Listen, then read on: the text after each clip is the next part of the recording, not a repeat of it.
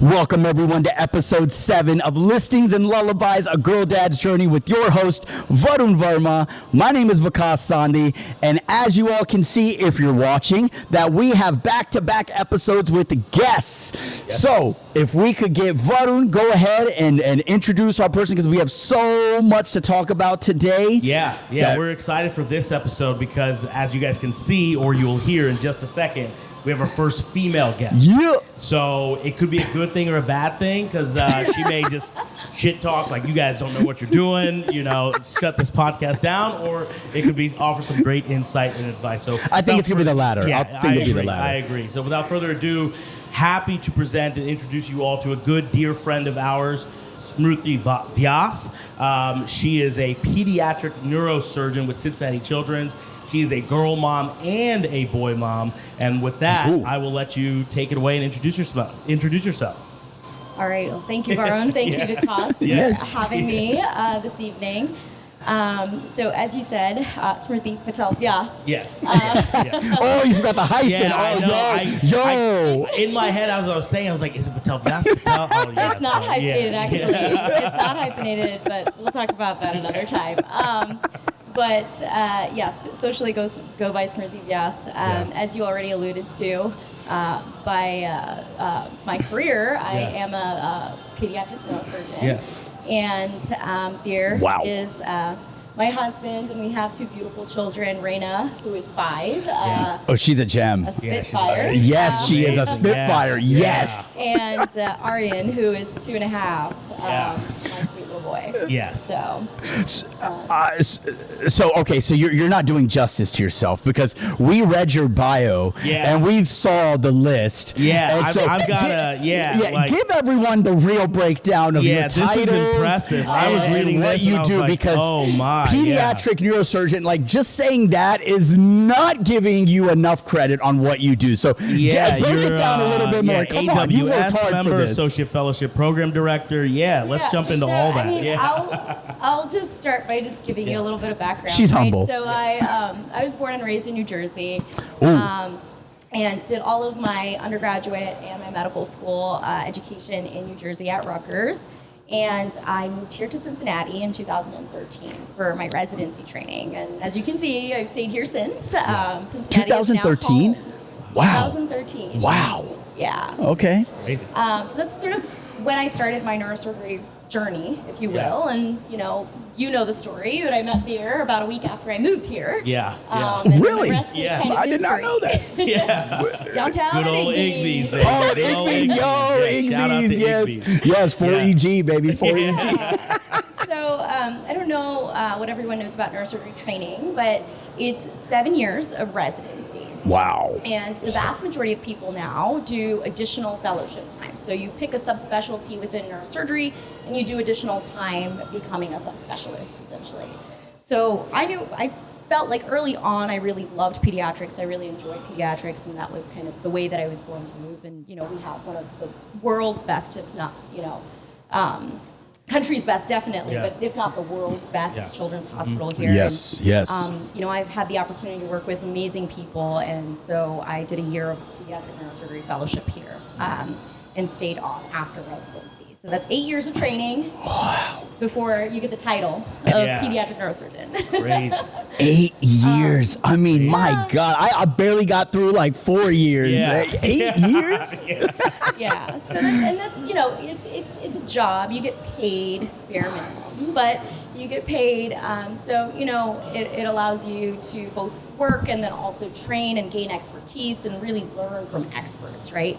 And so that's really the training process. It's pretty gruesome. I think 80-hour work weeks is what I'm allowed to say, but often it can be up to 100-hour week. Wow. Just between working and then studying too, because it's like school basically as well. So this is all part of our continuing education. And then I started on as staff at Cincinnati Children's in 2021. Wow. So I've been on staff for 3 years now. And yeah, as you kind of said earlier, I just recently got my board certification. It's big congrats. Yeah. Congrats. So yes. So just got board certified pediatric neurosurgeon, right? Yeah. Correct. Yes. And you were gone for she disappeared for a little while. All the social parties, everything were gone, and now she's back. Back. As if her career, on the daily responsibilities of the career, isn't stressful. Plus, then being a mom and a wife. That doesn't end. And then, that doesn't end. Yeah, doing all that education. So we have a lot to unpack, and we'll try to keep it all within the range, because we were talking before. We want to keep a good podcast time. So. Yes. So you alluded to you found interest in the pediatric side of things. Like, what was it? What was it that? Because I know, according to how much I'm informed, or we're informed, you have to go through all the different departments, all the different types of specialties there might be. Like, what led you to be like, you know what, I want to go to pediatrics or pediatric neurosurgery? I think I'm naturally gravitated to children. I really love children. I've always loved children, and so probably if I didn't become a neurosurgeon, I'd be a pediatrician. Okay. So really, I really gravitated toward that patient population. But I also, as training goes on, you sort of figure out sort of where you fit personality-wise, and I really enjoyed also connecting with patients' families. And I think that you get to do that a lot more with parents. They're very engaged in their children's care, Yep. And so for me, it was sort of a natural thing as far as my personality goes too. And so it kind of chose me in some ways. I also love that I get to do all of neurosurgery, but just on children, and so I don't have to do a specific type of neurosurgery. And so that allows me to kind of keep things still broad, but just in a younger population of patients.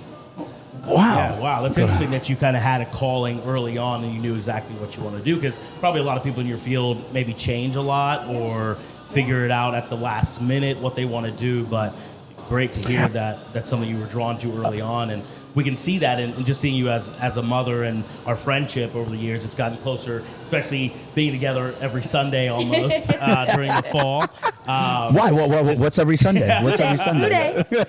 It's a good conference that we get together for to better ourselves. It's called a tailgate conference, and then it switches to a football workshop. It's good mental health growth and breakdown all at the same time. That's amazing to hear for sure.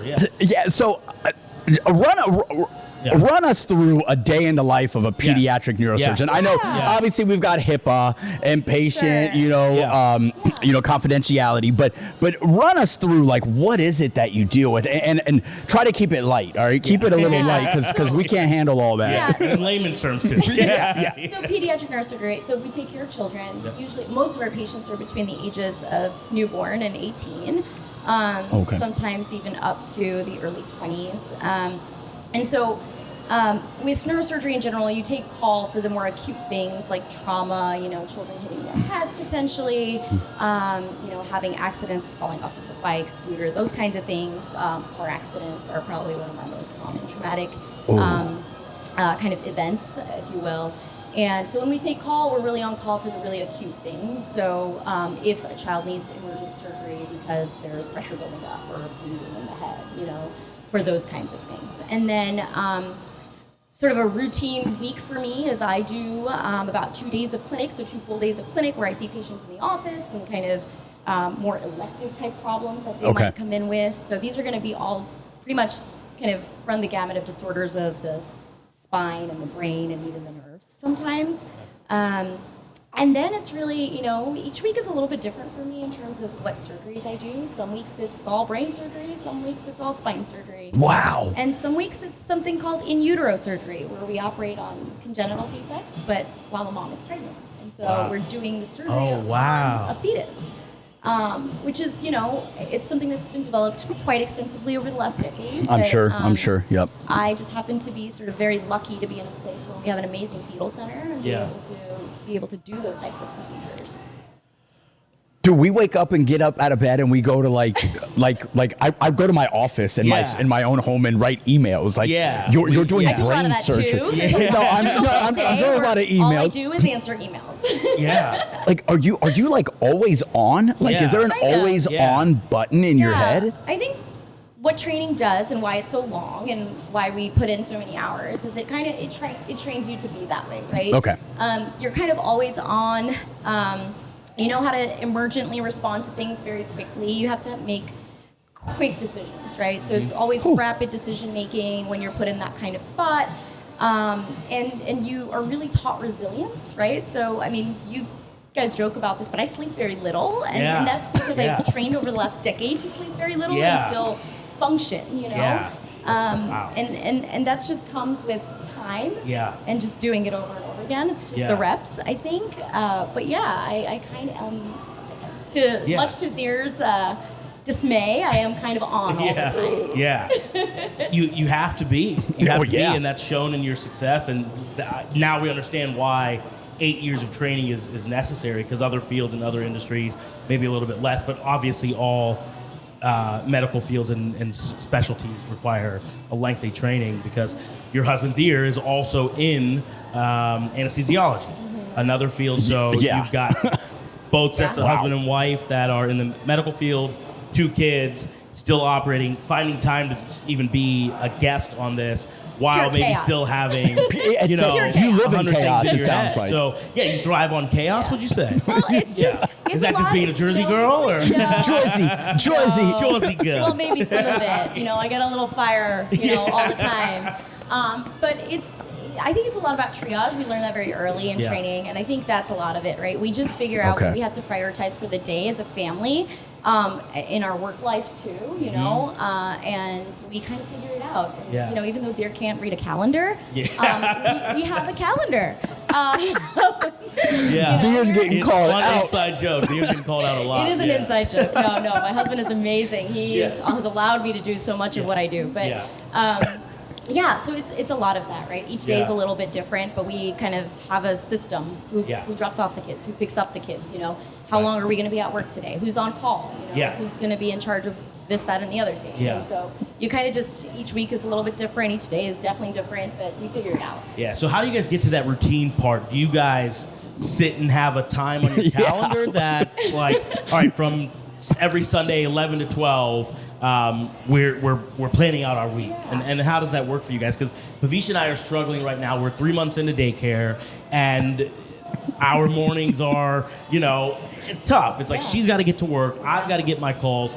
I get calls randomly, none as serious as yours, of course, but then also getting Ziana fed, ready for daycare, dropping her off, and things like that, and figuring out that balance, which seems minimal compared to what you guys have to do. So, But share it's a lot of the same yeah. stuff. It's Yeah. really not. I think it's hard no matter what Yeah. you do. Yeah. I think no matter what you do in life, whatever career you have, it's difficult. It's not easy. And I swear I don't know how our parents did it. Like I think about that almost every day. Yeah. They worked while they were doing all of this. Yeah. My parents. Yeah. And they maybe didn't have somehow managed. their parents there to help out, or And it was a brand new daycare country systems for all like- of them, right? Exactly.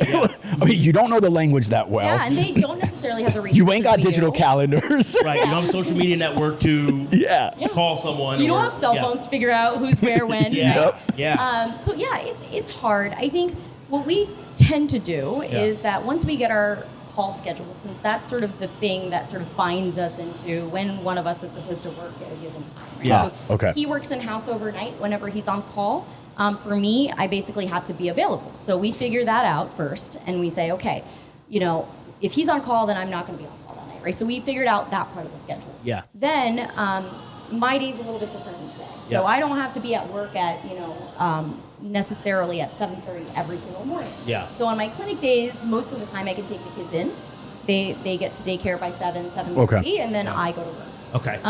Deer always has to be at work at 6:30. Yeah. So that's we kind of figure it out and stagger it a little bit. When I'm on call, or if I have a late case, or if I have a late clinic, then he knows he's got to get the kids, or we have a sitter, right? You have to have your sort of village, right? And you figure out village.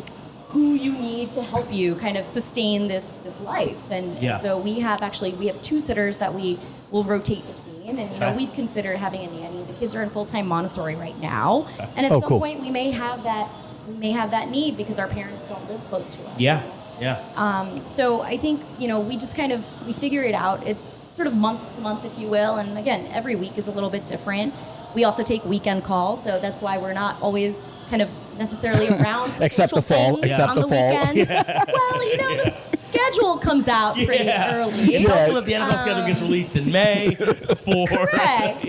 So we can kind of work around that, you know. And you've seen, I will plenty of times I will come. I will not tailgate at the games. I will be on call. Straight from being I on will call. go around. I will go to the game. If I get called in, then I leave the game and I go to the hospital. You know.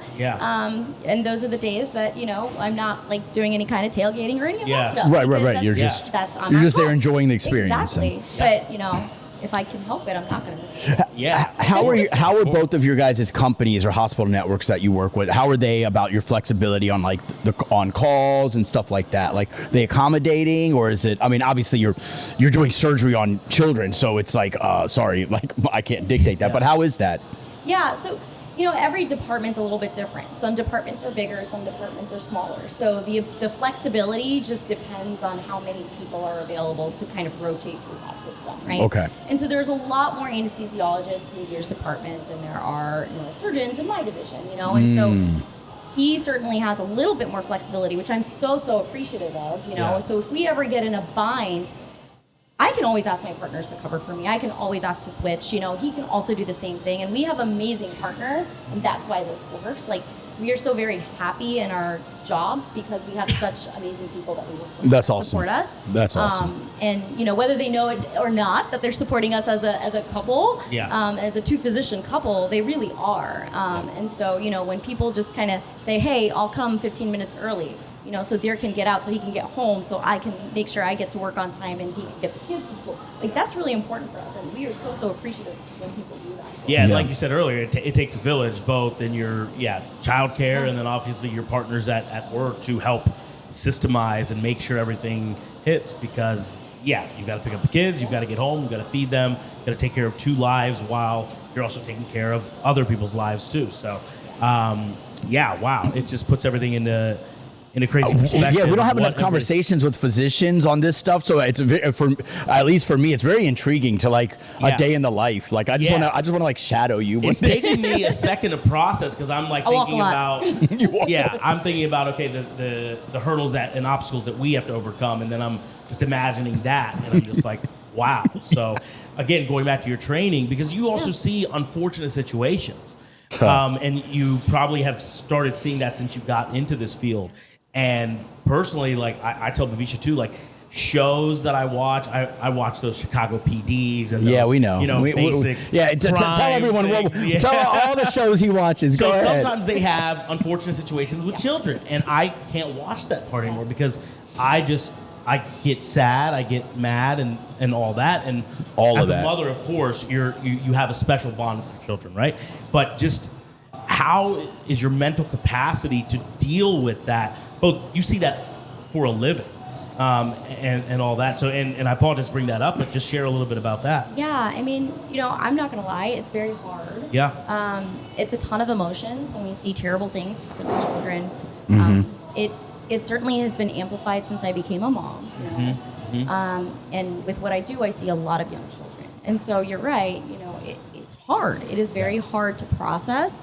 I think, I typically, over the years, I feel like I've grown in terms of sort of my emotional intelligence around that specifically. And, I'm able to sort of separate.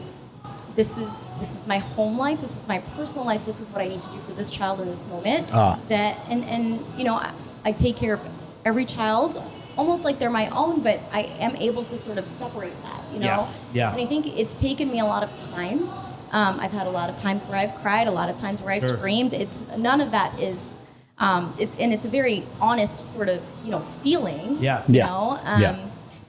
You go through that, and eventually you kind of work through that, and it feels horrible every time. It never gets any easier. I think it's just a little different. Yeah. And I process it just a little bit different. Yeah, because the emotional mindset is there, and while Vikas mentioned and you said that you're always on, but you sometimes have to leave some of that at the door because your energy levels have to be a different, happier mindset, ready to play, ready to spend time with with Raina and Ari at home because they don't have an understanding or concept of what mom and dad deal with. And so you've got to give off that better energy and vibe. So yeah, mentally, that mental health and mindset, I'm sure, has been training and something that you've worked with and will never get easy. No, it doesn't. But like you said, it just becomes a better process for you. So, I think what I tell a lot of our trainees too is that, especially when they come onto peds, because it is so different than training Peds, is that like the short term? Sorry. Okay, Yeah. no, Yeah, that's yeah, fine. yeah, No, yeah. I want to know that. Yeah, We want to know this stuff. peds. Peds. Yeah, Okay, short peds. for pediatrics, but what I say is that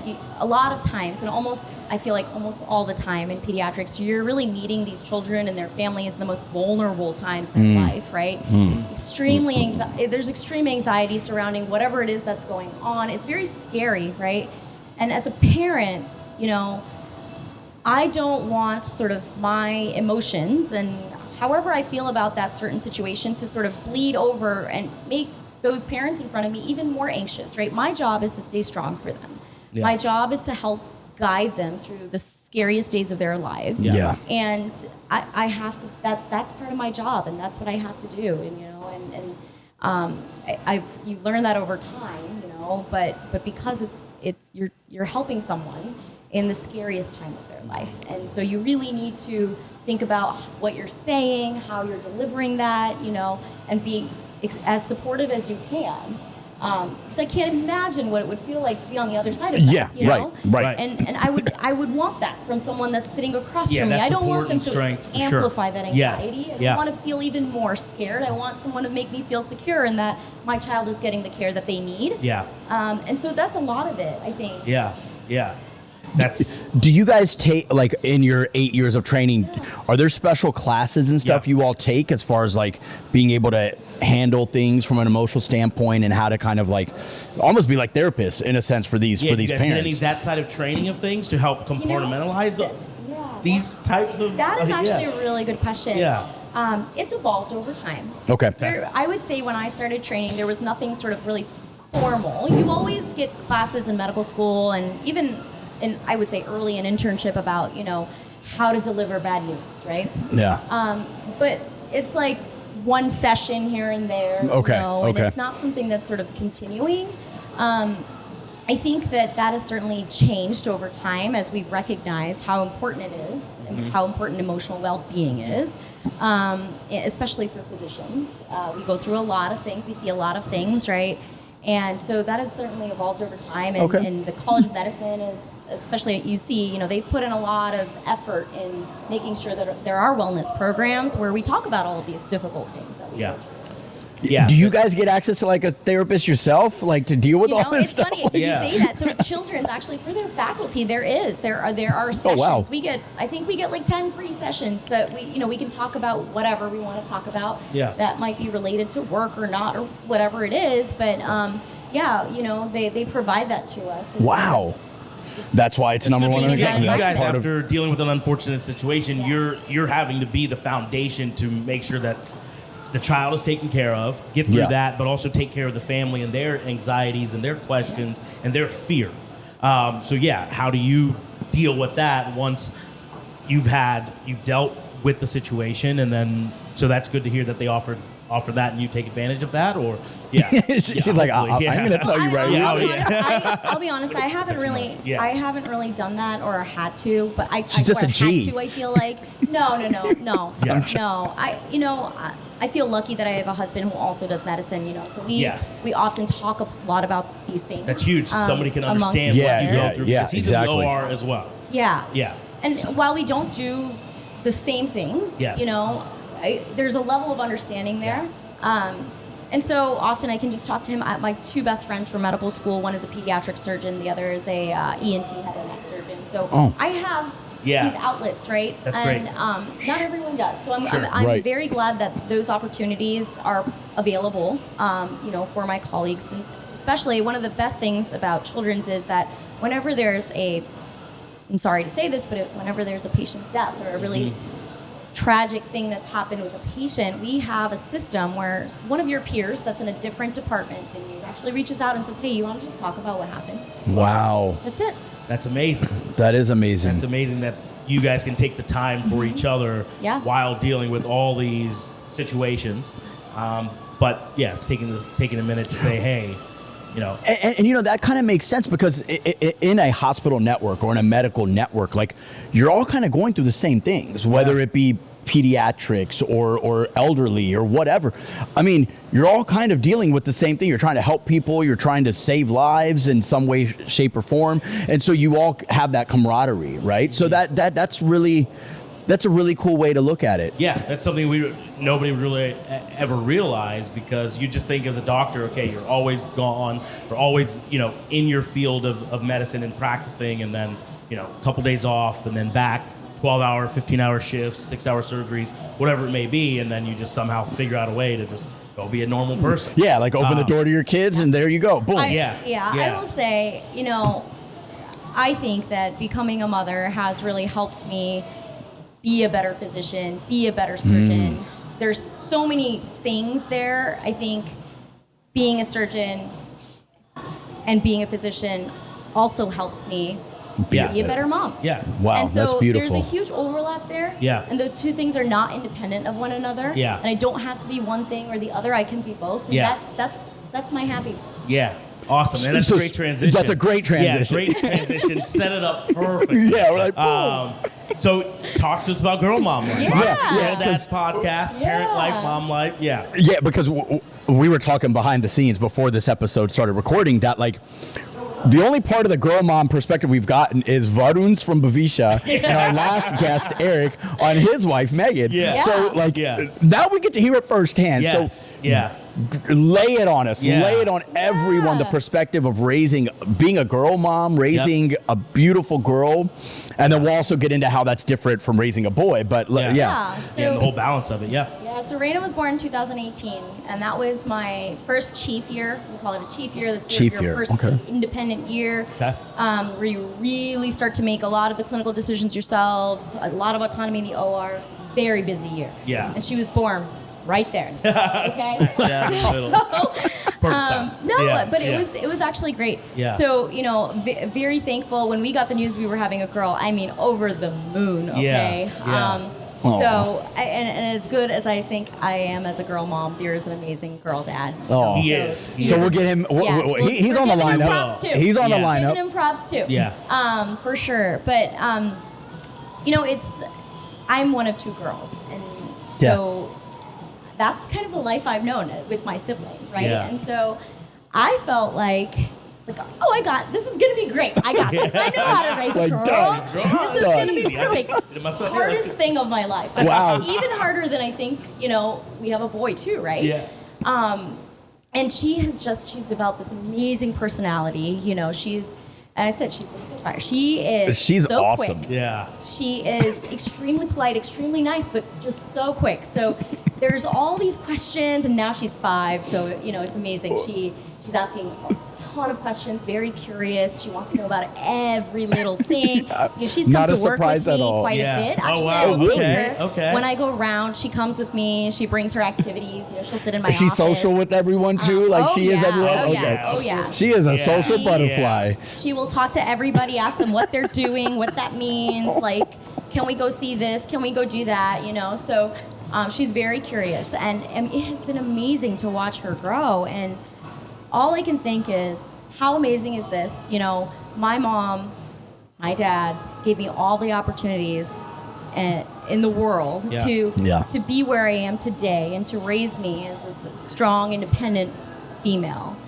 And I get to do that like 20 times over with my daughter. Wow. You know? Wow. That's... And it's incredible. And I want her to see that she can do whatever she wants. Yeah. Whatever she wants. And she doesn't, you know, neurosurgery is male-dominated fields. There's, I would say 11 to 12%. Maybe it's a little bit higher now of board-certified neurosurgeons in the country, in all of North America. Wow. Are women. Everybody else is a male. Okay. So I want her to see, she can excel too in whatever she wants. You know, doesn't matter, whatever the odds are. And it's just, you know, she sees me, she sees how hard I work, and I just want her to know that she's going to be able to do whatever she wants. As long as she puts in the work, you know, as long as she has a vision, a mission, a goal, she can do whatever she wants. And that is the most amazing part of being a girl mom. That's fantastic. That is incredible. That is like now the she's at best that age advice. where she's understanding and sees you and can take it all in and understands, okay, yes, you're gone for work and things like that. Because Ziana's age right now, she just sees me gone and she doesn't know where I just went. I just left her in some godforsaken daycare place. I also love that she's a fashionista, though, because that makes me really happy. Oh, yeah. Because her and I So- overlap on a lot of things. Yeah, for those that don't know, Smruti and her daughter match all the time, and she is a diva. Yeah. Raina she has been, I mean, since we've seen her, since she was young, she's always been so interactive, engaging with everyone. She's a very She'll talk to social kid. people that are 5 times her age or the youngest kids. I mean, it is amazing to see that personality come to life. Yeah. I mean, wow. Yeah, it's incredible. She's great. Okay, so we got into the fun stuff. Like, what's the Yeah. challenges? What's the hard part? I mean, All of protecting her that. from this world. Yeah. You know? Yeah. I think that's Yes. a lot of it. I think, she would come home some days and ask me about, like, random bullying stuff. Or I think some of the harder things for me, where we live, she's like, Mommy, I'm the only girl that looks like me. Ooh. And so she asks these kinds of questions now. She recognizes these things, And so then we have these harder conversations about, yes, you're Indian, and you look different than your friends, and that's totally fine. And, this is who you are, right? And that doesn't make you any less, any different in a bad way, than your other friends. So really just like, it's culture stuff, and so she was probably like expecting to be like New Jersey, where it's just like a little different. Wyoming, Ohio, the New culture shock was Jersey. huge for me when I moved here. Yeah, true. And that's not to say anything bad about our community. It's just it's different. It's different. That's all. She's It's all being different. raised Yeah. in a different place. And she's recognizing that now, right? She's And already so, aware that she said, oh, wow. Kids are so inquisitive. Yeah. That it's, is- it's insane. So hearing how you handle that and that's a tough, so how do you frame that in a way that doesn't it's hard, right? Like I don't feel like I asked. I had a lot of Indian friends growing up. Like I never felt like I asked. But you that were in question. Jersey. I know. I'm sorry. Come on. So we teach her, about her culture. Like she gets very excited about all our holidays, and she teaches all of her friends about it, and it's very exciting. That's awesome. That is. And her class and her school, they celebrate Diwali, like so just like any other celebration that they would do for any of the holidays. It's really great to see that, and she brings that excitement, and I love that. Some of those conversations are hard, but she's ready for that. She's ready. That's. And I never thought my 5-year-old would be asking me questions like that. But Well, you said resilience, right? You have been trained on resilience, so you're obviously going to carry that over to the next generation, which will make her even stronger, right? Her and her brother. Do you feel you had all those questions and hard conversations with your dad or mom? Hard to remember, I'm sure, at 5, 6. But do you feel there's any similarities there, no, or certainly not that young. I don't know if you know this, but I spent 3.5 years when I was younger.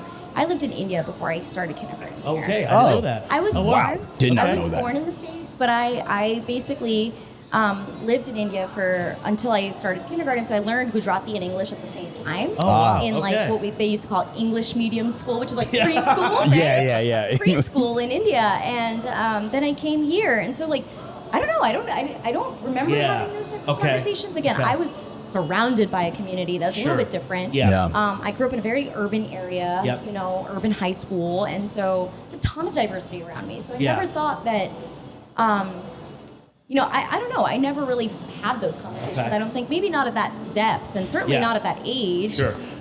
So but I love that she's asking me those questions. I want her to know everything.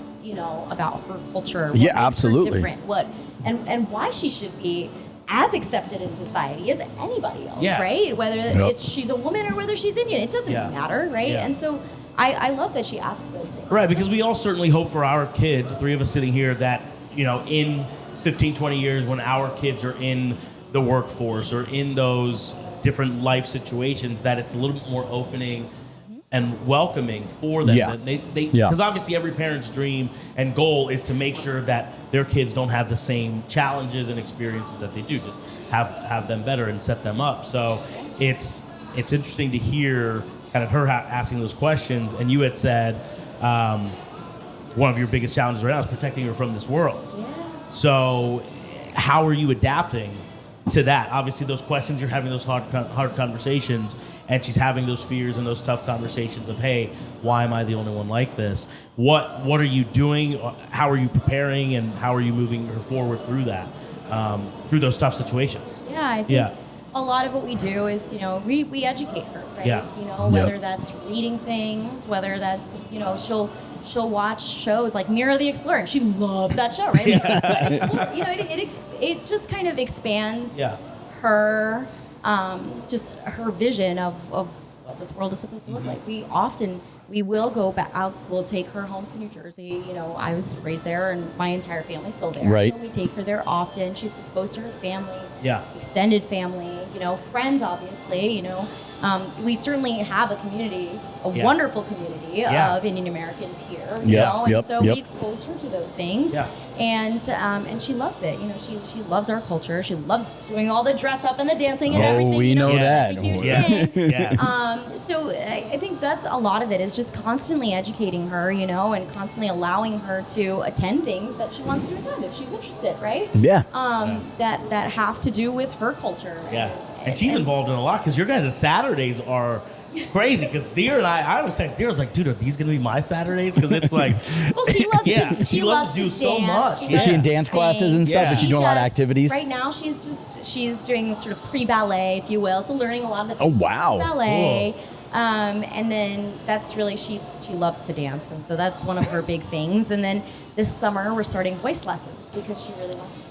So, and she has a beautiful voice. Yes, and so she's asking, like, Mom, I want to sing. We want to encourage her to do that. Amazing. That's awesome. She did say, she goes, Mommy, I don't want to perform, but I want to learn. I said, okay, that's cool. fine. Nice. Cool. No pressure. So are you, because we all maybe assume that our parents maybe pushed us certain ways, or the kind of perception of the Indian parents, and that Indian culture is like, well, no, you have to go do this. Math and science. I had to do piano lessons, and I hated it. And, I was grounded afterwards because I acted out. And that was your mom. Your mom said wanted you to have piano lessons. So are you guys pushing and making suggestions, or she's coming home and say, hey, I want to do this. Hey, I want to do this. And we let her choose. Yeah. So she was exposed to dance in school, essentially, and so she really expressed that she was interested in that. She did soccer too, and she expressed to me, she said, Mom, I don't want to do soccer this month. Okay, fine. Cool. Sounds good. So she's not interested in that anymore, and that's okay. And so we let her kind of decide what she wants to do. I never loved getting forced into doing certain things. Sure. Because I don't know, if you're not motivated to intrinsically, if you're not motivated to do it on your own, you're just not going to perform at the highest level, and you also won't care about it. Right. And that goes with a lot of things that, in life. Right. So, and I want her to truly enjoy what she's doing. So she gets to decide some of those activities, and that's okay. And I love that it's music and arts and all that stuff, and she's not like, I want to go sing at the science camp. That's maybe that'll come one day, but I love that she gravitates towards that. That's fantastic, because that's a reflection, because sometimes I catch myself wanting Ziana to be just athletic, so I put her into bear paddle early on, and she's like, what are you doing? She'll swim, okay? And then I just got her golf clubs. Well, swimming, I think, is an essential. Well, swimming, that's like survival. That's totally different. Like, you better know how to swim at this age, in this world. Let me tell you, I didn't learn how to swim until a little bit later in life, and that was not fun. Okay, Same. I wish I learned to swim earlier because it was really scary. It is. Yeah, we learned in school because we had to in like 8th grade. Before that, I didn't know how to swim, but you learn it pretty quickly. And so, and I think naturally just South Asians, like our parents, obviously juggling so much stuff, we didn't have time to be doing swimming and all this other stuff. So, but that is essential. You should know how to swim. Yeah. Nice. So how do you and Deer balance everything just for you guys? We've talked a lot about your work, your success there, success as being a mom. Yep. There's still the relationship you had before being a mom. So how do you guys, get your time away? Obviously, being in the group chats, we see your pictures from your favorite restaurants and all that stuff. But how do you guys find the time, and what do you guys do to kind of make sure that it's either on the calendar, to make sure there's us time in there? Yeah, and I will say that has evolved a little bit over time, right? And so when we first had Raina, and then you add Ari in the mix, right? There was a time where we were it was a lot of work, kids, work, kids, kids, right? And lose yourself somewhere in there, Yeah. right? And that's a real thing that happens to, I think, to many of us, you know, and I will absolutely admit that, you know, there was a period of time that was really hard for us where we weren't connecting the same way that we should have been, or we felt like we should have been in our relationship. And that's not, you know, that's just kind of, it was a short period of time where it just felt like we were just constantly going. Right. Yeah. Yes. We never stopped to take time for ourselves, you know, individually and as a couple. And I think what we have been a lot better about doing now is really, you know, we work as a unit, and part of that unit is also us. Yeah. And so we make time to make sure that we are spending time together and growing in our relationship. We're growing as parents, but we also need to grow as a couple. Yeah. And that's going to be something that evolves over time. And it's going to be something that continues to grow, right? And we're very aware of that. And I think sometimes you get lost in the mix. There's just so much stuff happening, right? Yeah. Always doing stuff. And so we kind of slow down a little bit, you know, maybe don't need to go to every sort of group thing, and maybe we just focus on ourselves, you know? Yeah. And maybe we don't need to do like 100 million things in this part of our life. Like maybe we just kind of, let's stop. Yeah, slim it back a little take bit. time individually for ourselves too. Yeah. And then, but also reconnect as a couple. And I think that has really helped us, and that has really helped us grow. And I think that's what keeps it all together too, right? Yeah. Because you can't be just one or the other. It's not all or nothing, you know? And I think that you have to think of it in many facets, and we have to make sure we started as a unit, and we have to stay as a unit. Yes. Yeah. Remember that North Star, It's right? very important. Yeah. Our children won't be happy if we're not happy. Well, Yeah. And we've said Great this point. before, I think, in a couple of episodes. The one thing I will tell you both, my son is 10, about to be 10, older than all your children, is once they get past that 9-year-old mark, they don't want to spend as much time with you. So then you do get a lot of that time back. Like, all right, now it's us time because our son or daughter don't want to hang out with us, right? So you do make up that time at some point, and like hopefully everything goes, you know, God willing. Yeah. But so there is that time where you're like, now all of a sudden they don't even want us. Now what do we do? Now I don't know about Raina. I don't know. I'm sure she's very independent, so who knows? But putting us into depression, that's thinking one. about when our That's kids are one gonna leave silver us, lining that hey, we will recoup this time at a later time, but we will get it back. Right. Obviously, you know, with making sure but that you guys are all still here. You got to still work on that time together now as well too. So because Bhavish and I are going through that phase of the growing pains. Ziana's 13 months now, and with daycare too, the routines has changed, and it's just go. And we haven't had like an us time or date night in 2-3 months because make it I've happen. had. 2 episodes I've been busy, ago, you said you were going to have some Gotta make us it time, happen. and you still haven't had it. We had 2 episodes. Yeah, it's changed. Yeah. It got busy with work, some deals, Yeah. and then her work has been busy. She started traveling. Yeah. But this Saturday we have a good date and great. date night planned and things. So Perfect. that's huge There you go. because we have those conversations and we know like when our arguments, and it's always the small things that lead into the big things. And you're like, how did we just get? How did we get here? Yeah, how do we get here? Where? Let's. Yeah. So no, that's refreshing to hear that.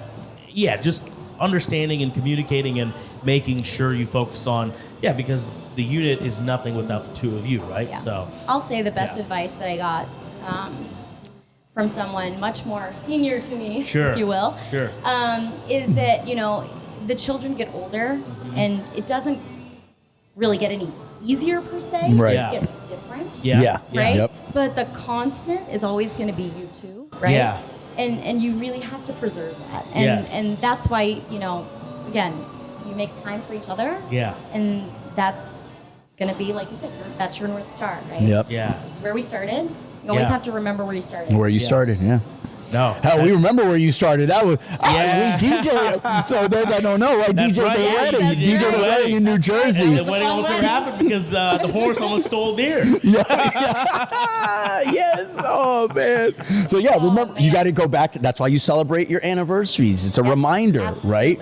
You look back Right. at the. That's why when you have the opportunity to go to Tuscany for 72 hours, you go. Yeah, you absolutely go. You go. Yes. So, you and do go. that was a huge celebration, and obviously a wedding you guys went to. But Sure. you said you got your board announcement there, so that probably helped out a lot too. Oh wow, you got it there. Wow. I'll never forget this trip. Yeah, that's amazing. But it was amazing. Yeah. So how long leading up to the exams for the board, like, was there a lot of time that you were not being able to spend with your family and stuff? And now is it going to be easier, or what's that look like? Yeah, well, so it's kind of the way the board certification works for us is you actually have to submit cases that you do after you've worked for a while. Okay. So it's not something you can do any earlier, if you will. Okay, got it. You have to go through it. You have to accrue 125 cases. You have to have follow-up for those patients. Then you submit that. Then they review that. And they tell you can sit for the exam. Got it. So that's a prerequisite for it. Okay. Yeah, and then studying for the exam is this super intense process, you know? And so probably for the better part of, 4 to 6 weeks before the exam when I was really, really intensely studying, and I'm working during this whole time, by the way. So that's not the only thing, you know? I'm coming it's not home. like they're giving you time off to go and study. Hey, go take this time. Exactly. Right, So, you know, working, coming home, helping with doing all the things with the kids, and then, you know, after the kids are down, then I'm studying for 3 hours every night, you know?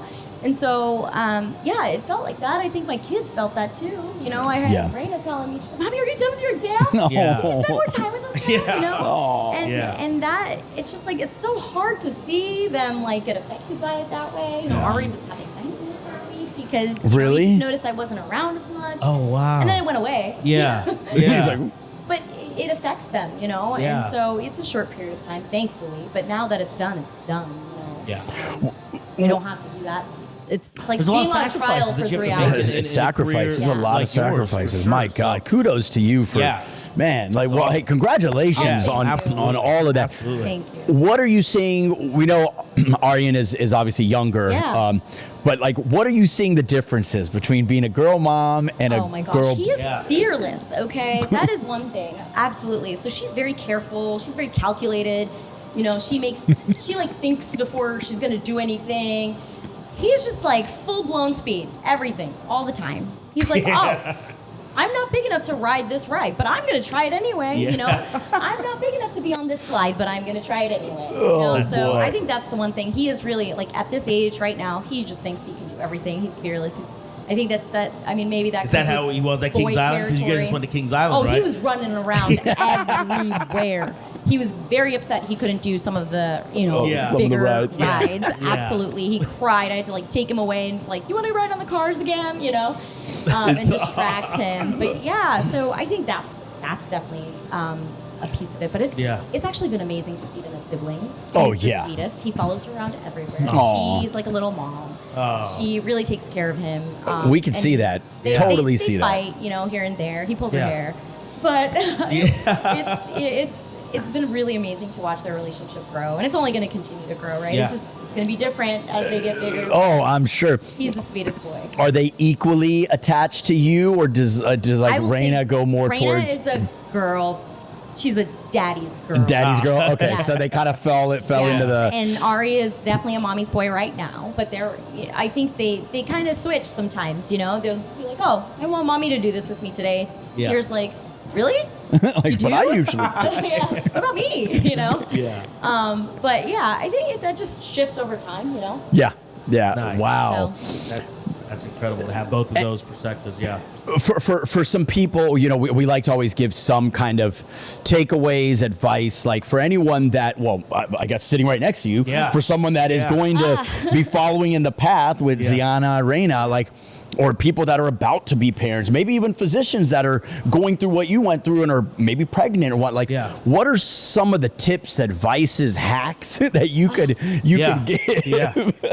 I mean, you know, other than we talked a little bit about make sure, you know, you really focus on your unit, you know, especially if that's the time of your life that you're in and that's the situation that you're in. But I think one of the most important things is, and it's taken me a long time to learn this, but you define your own success in every part of your life. You know, you should define your own success in every part of your life. What parental success means, you should define that. You should not allow society to define that or anyone else to define that. Yes. Right? Yes.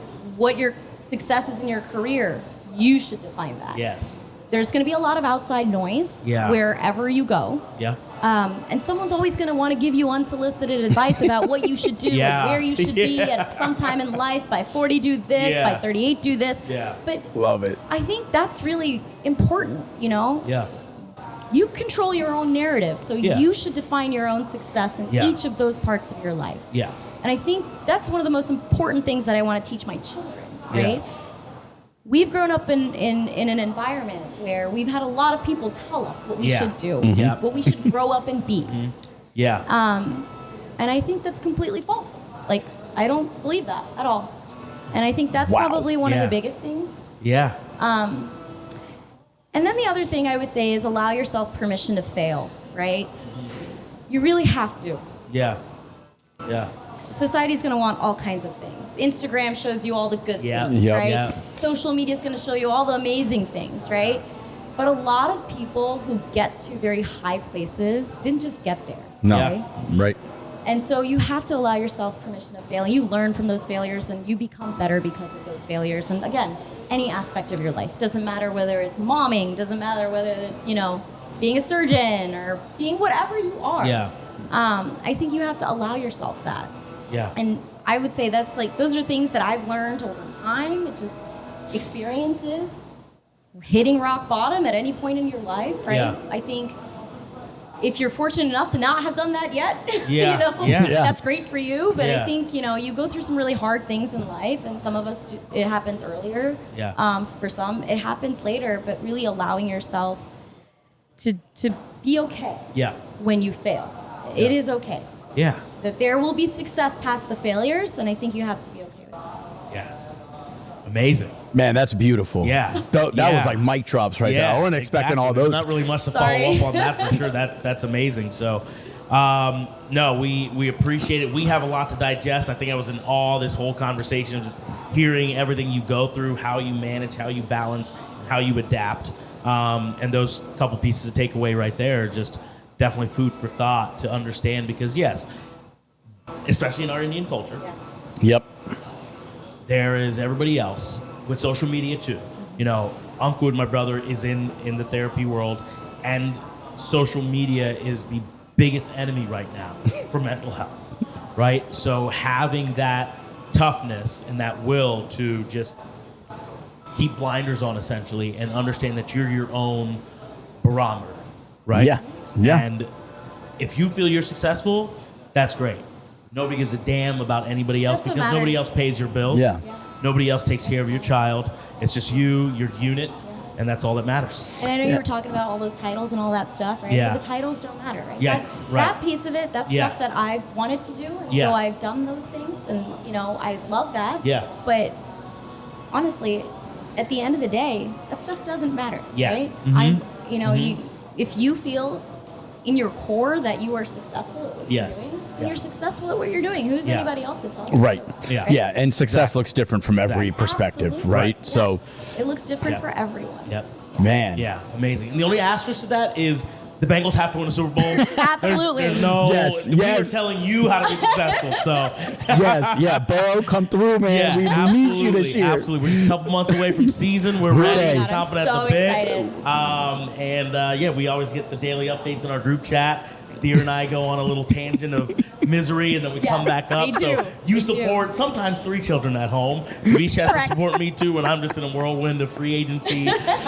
And draft and We lose you guys for a while. Yeah, I'm interested to see how Yeah. this podcast evolves once football comes back. Oh, yeah. Because we haven't been recording during football season Right. except towards the tail end when, of course, Kelsey took over this podcast the whole Oh, time. that's But right. so let's see. Maybe we'll be down at the stadium or a tailgate and Yeah, we'll record you an never know. episode. You But never know. Smruti, thank you Yeah. Oh, so you're very much welcome. for coming Thank on. you You so were much. so Yes. busy and you Yes. made time. Yeah. And for those that don't know, we're shooting in the evening today. We usually shoot in the Yes. morning. Yes. And today we're shooting in the evening just to be able to adjust all the schedules and Yep. stuff. Congratulations Thank you. on Yes. becoming board certified, on all that you do. Shout out to Children's UC, all the doctors out there. Yo, Yep. kudos to all of Appreciate y'all. everyone. Yep. You guys don't get enough credit for what you all do for our communities and our society. So thank you so much. Absolutely. Thank you for Thank you joining for us on having me. episode Yeah, 7. Thanks, everyone. Thanks, Smruti. Yeah, thank you. Thank you all for listening to episode 7 of Listings and Lullabies, A Girl Dad's Journey with Varun Varma. Please check us out on all of our episodes are on our website at girldadspodcast.com, on our YouTube channel, Listings and Lullabies of Girl Dad's Journey, and then, of course, Spotify, Apple, Google, all your favorite podcast streaming platforms you can check us out on. And don't forget to follow us on Instagram at girldads.podcast, and you can check us on Facebook. Thank you, everyone, for joining, for all the support. Love y'all. Peace. See you guys. Thank Bye. you.